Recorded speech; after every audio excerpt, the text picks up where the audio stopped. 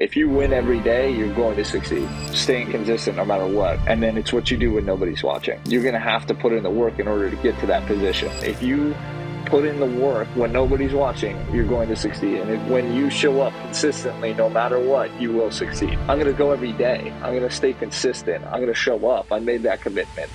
So I don't know where my ceiling is, but what I'm going to do is I'm going to continue to work hard and put in the hours every day to try to reach my ceiling as a basketball player.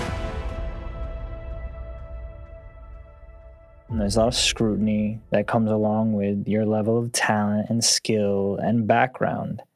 How do you manage your emotions in your current position? You're going to have days where you're really feeling it and everything's going your way. You're knocking down shots and whatnot. And you can't get too high on those days, and you can't get too lows on the days where you're going to, not make shots and things aren't going your way. And, life doesn't seem to be going your way. So you have to stay consistent through the whole way through that process, through the highs and lows. Of course. And actually, if we're going to talk about the offseason, this is kind of right off the back of a professional career high, if I'm not mistaken, that you just dropped. That is true. That was true. I had 34 points in the last game of the season with the Motor City Cruise. Was able to, get going that game and, get an opportunity to start playing a little bit more than I normally do. And I was able to seize that opportunity. Speaking about opportunity, you have this nickname of the Jewish Jordan. I'm sure that comes up quite a lot. What does that mean to you? It's a cool nickname. It's obviously I'm not as good as Michael Jordan. That'd be absurd. And you see all the people online going, "Oh, that's not Michael Jordan," and whatever. But it's cool to have the support from the Jewish community like that, and have the support from Jews all around the world that they want me to succeed and they want me to reach my ceiling as a basketball player. And what do you feel your ceiling is as a basketball player? I don't know, man. I really don't. Obviously the goal is to make the NBA.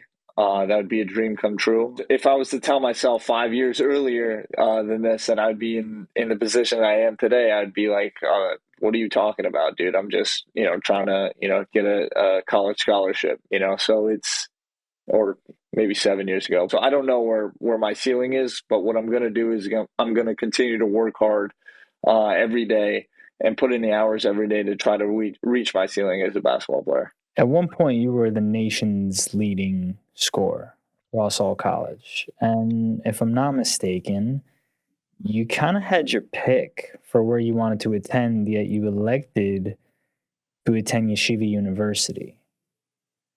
Why was it so important to go in that direction?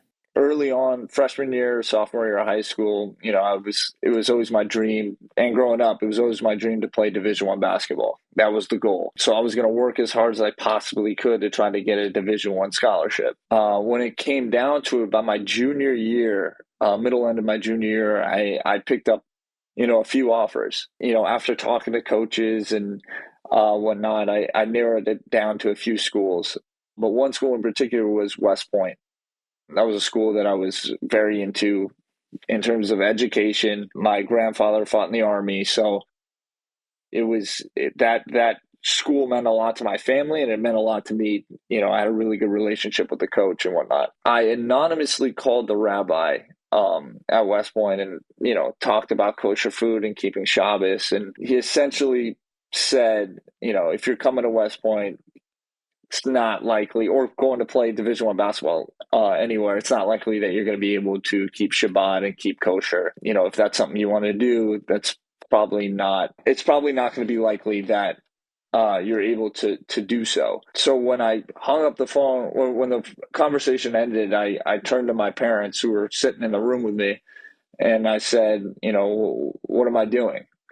What am I doing? I've kept kosher my entire life. I kept Shabbat my entire life. I went to Jewish schools my entire life. I went, to shul my entire life on Shabbat. Am I really willing to sacrifice, my whole life, my identity, who I am, in order to say I played Division I basketball? Is that worth it to me? And around that time, Yeshiva University had been reaching out. Coach Elliot Steinmetz had been reaching out and talking about a vision that he had. He had a bunch of guys in mind. Me, Simcha Hopper, Gabe Leifer, Donnie Katz. He had a foundation there, and he pretty much said like, "Hey, let's make history here. Let's try to win a national championship. Let's try to make put put Jewish basketball on the map." And I was like, I'm in. Like, let's do it. Let's set the path for Jewish kids all around the world that are going through that same struggle as I was, right? Trying to manage religion and basketball, and try to set the pathway for them that you could succeed in basketball or whatever you want to do while keeping your religion and keeping your identity close to you. I felt that we did that at Yeshiva University. We proved that you can do that, and I hope to keep paving the way for people coming up and wanting to pursue whatever they want to pursue. I love that balance, the duality of pursuing the academics and the passion, right? But in your case, profession. And we're going to get to what the end goal is, obviously, the NBA and beyond. But first, just a side note, and I've posed this question before to an NBA agent, Daniel Hazan, who you may or may not know. I do know him, yeah. So who's also been on the pod, and I went to law school with him, a Jewish law school, Turrell. I just want to know from your perspective, what is it with Jewish boys in basketball? What do we have that we have this affinity for the sport? That's a great question. I don't know. But we do love basketball, and I still watch Sarachek basketball to this day. I watched, the tournament this year. It's a funny story. I went to the Elite Eight, Purdue versus Tennessee, and I'm sitting there watching the Elite Eight game. Like, I had my two teammates next to me from the Pistons G League team, and I'm sitting there with a Sarachek live stream semifinal championship game, and I'm sitting there. Zach Edey's playing the Elite Eight. Game's a really good game, and I'm sitting there with the live stream on my phone watching Eula versus whoever they were playing. So I don't know. We have a good culture when it comes to loving basketball, for sure. I think it's also like this element of camaraderie, maybe like Shabbos basketball. I don't know if you ball on Shabbat, but like Yeah, I came, for sure. yeah. So like even though it's a quote day of rest, like there were always Shabbos games going on, and everyone getting together. Guys would walk to temple or shul, synagogue, whatever you want to call it, and depending on your background, right? And then we would ball in the afternoon. And that element of camaraderie, that element of getting together, mixing up the teams. When you look at your career, what is it that you want to be remembered for? I want to be able to. I want to be able to inspire the next generation. My dream is that when I'm retired, that there'll be a few yarmulkes popping up, playing professional sports, and I get to sit back and watch them, kind of take that to the next level. I got to a certain level. I want them to be able to take it to the next level. And we keep growing, and we keep growing. That would be a dream come true for me, to see the next generation kind of pick up where I left it and just take it farther. In light of everything that's happened since October 7th, I'm sure that in your role playing in the G League, that some of your teammates, friends, and coaches have played different roles and had different reactions. How have you dealt with the feedback as being an Orthodox Jewish player in the NBA G League since October 7th?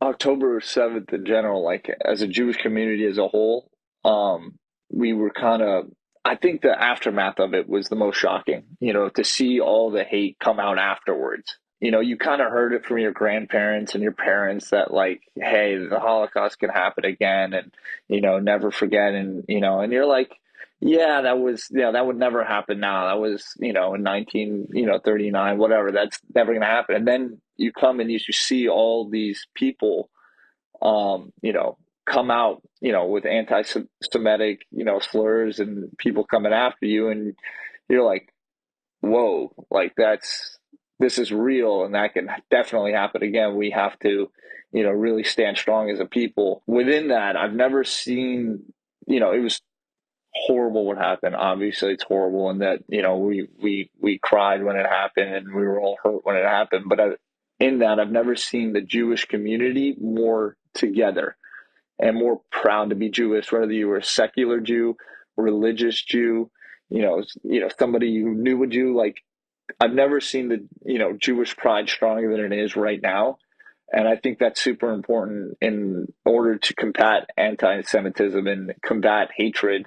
Is to be proud of who you are and say, "Hey, we're not going anywhere. We're proud of who we are, and it doesn't matter what you say. We're going to stand strong." And so, how did you handle it with your teammates and coaches? Was there any kind of feedback as a professional athlete in that regard? So a lot of my teammates and coaches really didn't know what was going on. They didn't really understand what the situation was, what the history is, and to be able to share my culture and to share the history and what's going on, and they were supportive of me and making sure I was okay and whatnot, and so to be able to do that and have teammates like that, it was really cool. So, as you look at your role now in the league, you mentioned that you want to inspire, you want to make the NBA. What do you think it's going to require of you in order to reach that goal? I would have to shoot above 40% from three, which I did this year, which is a good milestone for me in my career. I'm going to have to be I'm not going to be the most athletic player on the court, so I'm going to have to be in the best shape on the court. And that comes with, doing extra runs after practices and whatnot and getting stronger.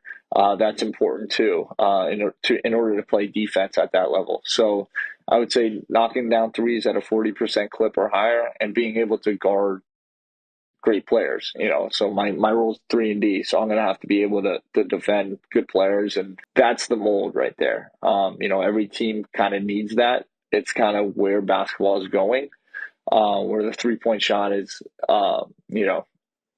it has been, the biggest. Now everybody needs a 3-point shooter because of Steph and Clay, and so I got to be able to shoot 40% plus from three, be in the best shape on the court, and guard the other team's best player or one of their better players.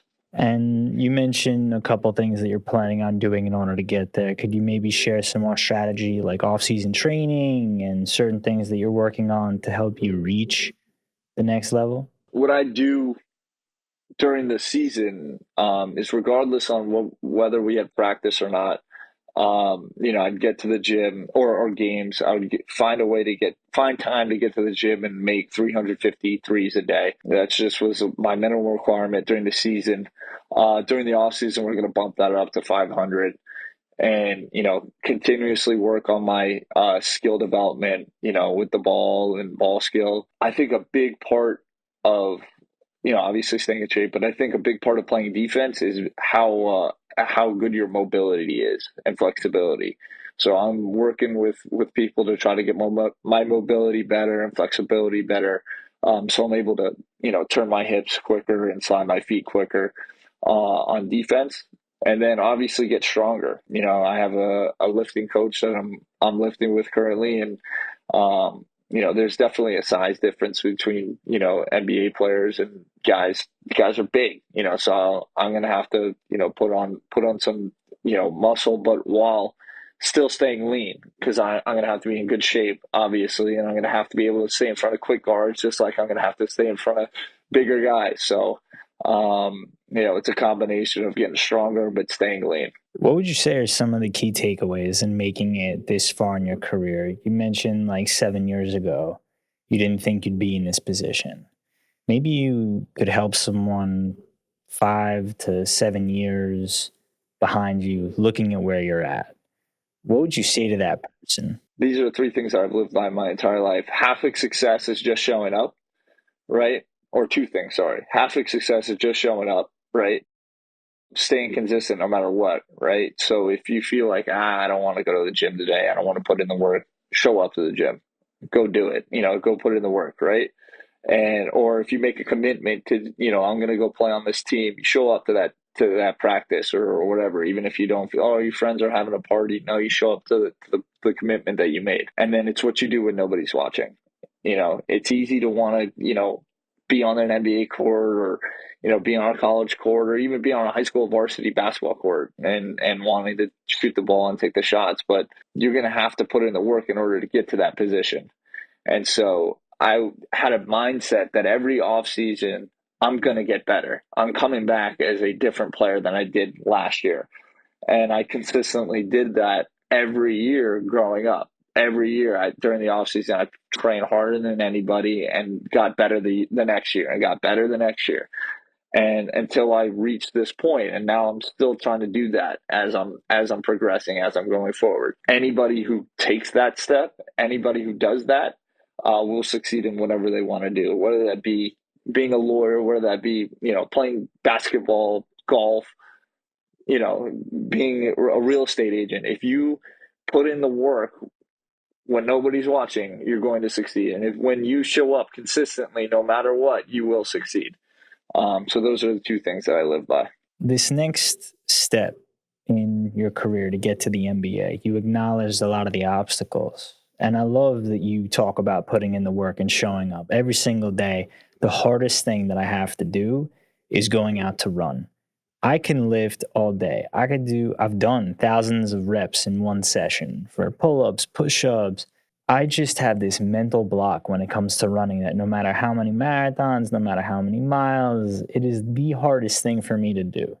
But I know that once I take that first step and show up, and I'm either talking to my phone or telling a friend or preaching the message and trying to live by it, that it really just is about showing up. The hardest thing to do is just taking that first step. But after you take that first step, the second one gets a little bit easier, third one gets a little bit easier, and then within 5 minutes you're cruising and you forget all the negotiation that you had with yourself before you got to that. Yeah, no, 100%. And everybody talks about like, oh, I'm motivated to do this. I'm motivated to do it. What are you doing when you're not motivated to do it? Because that motivation eventually runs out. You know, you're motivated to get that mile in or run whenever you want to run for that first 2 weeks. Now that 2 weeks ended, it's like, I don't really want to do it anymore. I ran yesterday. What do I got to run for? Like, it's like, no, I'm going to go every day. I'm going to stay consistent. I'm going to show up. I made that commitment. That goes to the consistency of it. Hi, everyone. Welcome to Inside the Inspired. My name is Jonathan Cohen, and I have a quick favor to ask you. If you're getting any value out of this content, please take a second to subscribe to the channel. You help us reach more people, and you can also stay up to date with all the latest content coming your way. Thank you so much for tuning in. What do you think contributes to your discipline? It sounds like you've had to make some sacrifices. You referenced parties and good times and a couple other things that you had to likely miss on in order to get to the level that you're at, right? What have you had to sacrifice, and what do you think contributes to your discipline now? Like you said, I sacrificed, social events, parties growing up and, going out, having a good time. Now I had some of that, but, to an extent. And, somebody asked me that when I was doing a panel, and I sat back, I really thought about it. And there's something that I did my entire life, right? That, every Orthodox Jew does, and that's keep Shabbos, that I think, and wrap tefillin, right? Those are two things that all Orthodox Jews do no matter what. They stay disciplined in those, they do that. And I think that goes along with what I'm doing, right? And that goes along with my discipline. Okay, I don't need to go do that. I'm going to stay in the gym. Okay, I don't need to go party. I don't need to go, drink. I'm going to stay in the gym. I'm going to keep working. I think that goes into, that mindset of staying disciplined. You got to be disciplined to keep Shabbat. You got to be disciplined to keep kosher. You got to be disciplined to wrap tefillin every day. Those are three things that are discipline, that require discipline, that I've done my entire life. So I think that definitely the Jewish values of it definitely plays a factor in my discipline and in my my consistency. of it. I actually love that you took the rug out from under me in asking that question. I was going to ask, maybe there's one or two things that'll come to mind when I do ask the question. In addition to what you just shared, what role has your faith as a Jewish man played in your ability to become a professional athlete? Like I just said before, I think the discipline aspect of it, I think being able to, take a step back from technology on Shabbat, right? Everybody every day is like looking on their phone, what's on social media, what's on this. It's so important to have mental breaks like that.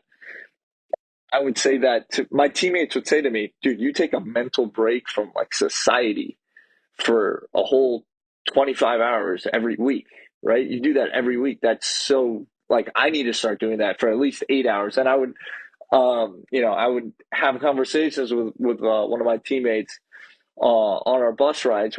Sometimes we'd have a long bus ride. He goes, "Okay, I'm keeping Shabbat right now, right? I'm not using my bus ride. I'm not using my phone during this bus ride. We're gonna have a conversation. Let's talk about religion. Let's talk about anything you want to talk about." And we'd get in very deep conversations, and both be away from our phones. And he goes, that I needed that mental break.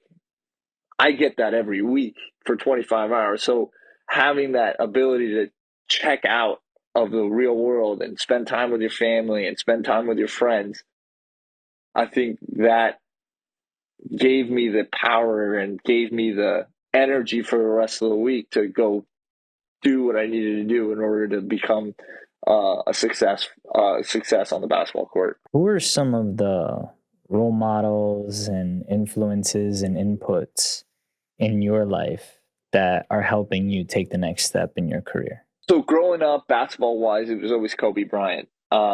He always put in the work, and no matter like he'd get up early every day and just work on the same move for hours and hours and hours, and you'd have 6 or 7 workouts a day. The dude was the epitome of a work ethic, and to watch that growing up. I grew up in Los Angeles. I was a Laker fan. To see the way he put in the work, because he wasn't the most athletic. Now he is a freak athlete in terms of the regular people, but he wasn't the most athletic player in the NBA. He wasn't the strongest player in the NBA. But he said, "I'm going to be the most skilled player in the NBA. I'm going to be the most skilled scorer in the NBA. No one's going to be able to stop me." And that's what he did. He put in the work to get those skills and become unstoppable at what he was doing. And that's why he's an all-time great and a Hall of Famer and somebody that I looked up to growing up. Another person that I looked up to is my father. In the way he lived his life, he showed up to every sports event that I ever participated in. He was always there. Coaching me up. He's my biggest fan and also my biggest critique, right? So we always joke about it. I had my 51-point game in college. He was like, "Yeah, that was cool, but you could have had 57 if you did this, this, and this, easily. And if you hit one or two more threes, that's 60. You can always get better." And so he would always motivate me to get better. And it didn't matter how well I played or how bad I played. He would tell me what I needed to do, the steps I needed to take in order to become a better basketball player and better person overall, life lessons and stuff like that. Are there any moments that stand out to you where maybe you've doubted this dream and you know that you just have to keep going? Like, what is it that keeps you going despite, I'm sure, immense feedback that maybe you shouldn't continue? My whole life, people would say, "Oh, you're not good enough. You're not this. You're not that." In elementary school, in middle school, and in going into high school. "Oh, you're not gonna make varsity as a freshman. Oh, you know, you're not gonna get a college scholarship. Oh, Yeshiva University. You guys aren't gonna win anything over there." So my whole life there was always, "Oh, you're not good enough to play professional basketball." There's always going to be people that are going to say, "Oh, you're not this, you're not that." If you can say to those people, "Okay, bet, cool. I appreciate your feedback, and just keep working hard. They're going to be the ones cheering you on a basketball court. They're going to be the ones cheering you on when you do succeed. So I'd say keep on working, keep on pushing through it. You're always going to have people that say you're not good enough. I got cut from 3 different AAU teams, in high school. It happens. I could have quit then. I could have quit when I broke my foot in my pre-draft workouts. I broke my foot a day before the G League Combine. I was flying out that night. I could have said, this isn't for me. I could have, said this isn't for me when I wasn't getting minutes this year or last year. At the beginning of the year, I wasn't getting much burn. I said, this maybe isn't for me. But I'm going to keep working hard. I'm going to keep getting better. And, I know that if I put my work ethic in and stay disciplined, that I'm going to reach my ceiling as a basketball player. I'm going to reach my ceiling as a human being. It's this mindset of inevitability, this mindset that the result belongs to you. And it also sounds like you have a clear vision of where you want to get to. This element of, and it's funny, I was talking to Natan Levy. He was also on the podcast. And this was before his fight. And I asked him, like, how do you manage the nerves? How do you handle that situation? And I'm going to pose the same question here. I'll tell you what he said, but hopefully you have a different response. Either you're too stupid not to care, or you don't care enough. Everybody who ever did anything great had nerves going into something. And that resonated with me, right? Like I had to go, I'm also ex-IDF, but I had to go into court as a criminal prosecutor and handle situations that I'm standing up in front of people and I get butterflies. If I'm giving a keynote or speaking in front of a large group of people, I get these butterflies. Preparedness helped, but that's why I'm so curious on this show about how high performers go and manage their emotions, their mindset, their butterflies, the things that make them feel uneasy. So, how do you manage your nerves? I think there's 2 things that I do. One is my preparation. Obviously, like I'm getting in all the work that I need to get into to get me into that situation where I'm ready to go. And then the second is manifestation. You got to manifest within yourself, right? I can do this. I put in the work for this. There's going to be doubts like you're on a shooting slump. No, I'm going to make the next shot.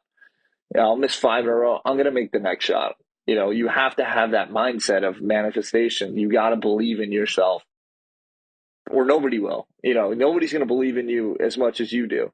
You got to have that belief in yourself that you can do it. But you also have to stay humble. You can't be there's an arrogance level to it. You have to have that manifestation of, I'm going to do this. If you don't have that confidence within yourself, it's going to be really hard, nearly impossible for you to succeed.